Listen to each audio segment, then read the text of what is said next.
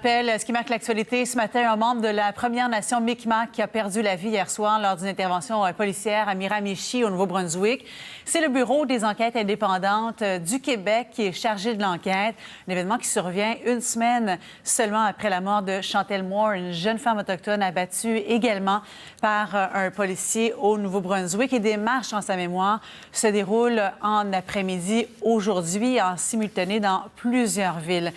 J'en parle ce matin avec Bernard Richard, conseiller en protection de l'enfance auprès de 6 Premières Nations Mi'kmaq du Nouveau-Brunswick, ancien protecteur du citoyen du Nouveau-Brunswick également.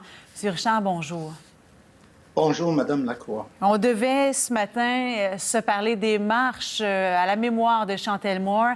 Voilà que s'ajoute cet autre autochtone qui a été tué par la police hier soir. Oui, je ne connais pas les circonstances. J'ai vu ce qui circule dans les médias, mais c'est sûr que ça vient alimenter un feu qui rage déjà depuis quelques jours ici.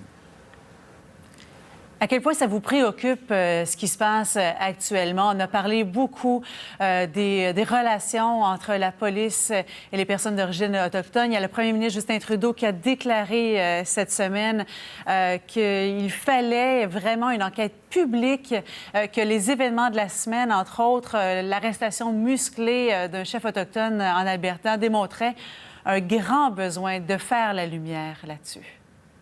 Le premier ministre a certainement le pouvoir d'engager une enquête publique sur tous ces événements qui sont très troublants pour nous tous. Mais certainement, il y a des choses qui pourraient se faire bien avant une enquête publique. On sait que des enquêtes, ça peut prendre des années et souvent les résultats sont plus ou moins mitigés. Mais on pourrait déjà... D'abord, par exemple, impliquer des Autochtones, des experts autochtones dans les enquêtes qui ont lieu maintenant.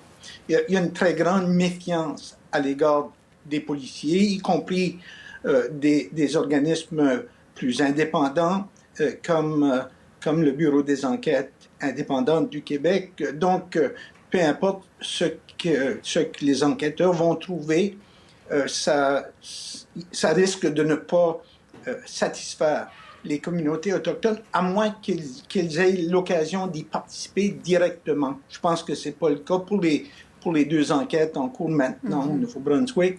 On pourrait mieux former les agents aussi. On pourrait acheter des caméras corporelles. Ça ne règle pas tous les problèmes. On a entendu plusieurs experts là-dessus durant la dernière semaine.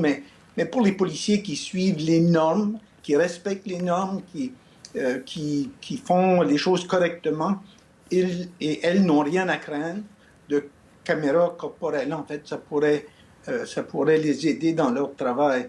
Donc, il y a bien des choses qui peuvent se faire, mais plus fondamentalement, à mon sens, il faut absolument creuser l'écart de disparité qui existe dans les communautés autochtones du Canada, d'un bout à l'autre du Canada. La pauvreté, et les pénuries de logement, les problèmes de dépendance, la litanie ne finit plus. Et il y a des choses qui pourraient se faire immédiatement, bien avant. Et vous les connaissez très bien, ces conditions-là. Vous avez été vous-même ministre des Affaires autochtones au Nouveau-Brunswick. Je le disais d'entrée de jeu, ancien protecteur du citoyen au Nouveau-Brunswick et également conseiller en protection de l'enfance auprès de 6 Premières Nations Mi'kmaq. Cet homme, justement, là, qui a été tué hier soir par la police, il est issu d'une Première Nation Mi'kmaq au Nouveau-Brunswick. Est-ce que vous avez eu des communications avec des gens de la communauté? On vous sent fort ébranlé, M. Richard, ce matin? Oui, ça ajoute à une situation, une tension qui est déjà très forte. Le chef de la communauté voisinante, de celle où habitait la victime, m'a envoyé un texto hier soir. On devait participer à une démarche aujourd'hui et l'a annulé pour rester près des siens, près de la communauté voisine de Metapenagiag, qui est la communauté de la victime. C'est d'ailleurs une de nos communautés. Donc, c'est certain que, comme j'ai dit, je ne connais pas les circonstances et ça pourrait prendre quand même un bout de temps avant qu'on on ait toutes les informations, mais c'est clair que peu importe les circonstances, ça ajoute une tension dont on n'avait pas besoin suite au décès de Mme Moore la semaine dernière, puis ça ne contribue en rien à la confiance déjà fragile qui existe entre les communautés, les résidents de ces communautés, les communautés autochtones du Nouveau-Brunswick et les forces policières. On va suivre le déroulement justement de ces marches à la mémoire de Chantel Moore un peu plus tard cet après-midi avec nos reporters déployés un peu partout sur le terrain. Bernard Richard, merci beaucoup d'avoir été avec nous ce matin. De rien. Merci de vous intéresser à ce sujet très important. C'est naturel. Merci beaucoup.